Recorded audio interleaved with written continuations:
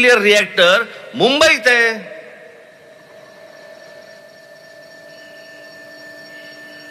तिथे कधी मला आठवत नाही की बाबा ऑटॉमिक रिसर्च सेंटर दूर लोटा, इथून काढून टाका, असं कधी बोललेलं मला आठवत नाही. पण कोकणामध्ये प्रकल्प येऊ द्यायचा नाही.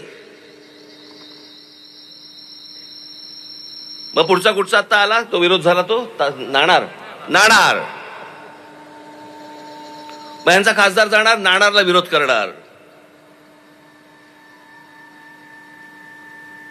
आणि मग लोकांना भडकवणार, बागायती शेती जाते बिते वगैरे वगैरे. माझं असं म्हणणे हे सगळं नंतर. सध्या हे जे नवीन मोदींचे भक्त झालेले आहेत, मोदी शहांचे, ते खरोखर महाराष्ट्राचे सुपुत्र आहेत का हे त्यांनी स्वतः आत्मचिंतन केलं पाहिजे. बाकं बडवायचं सोडा हो.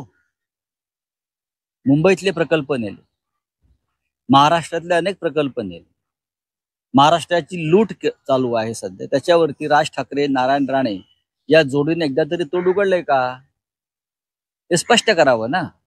सक्षम न्यूज 24.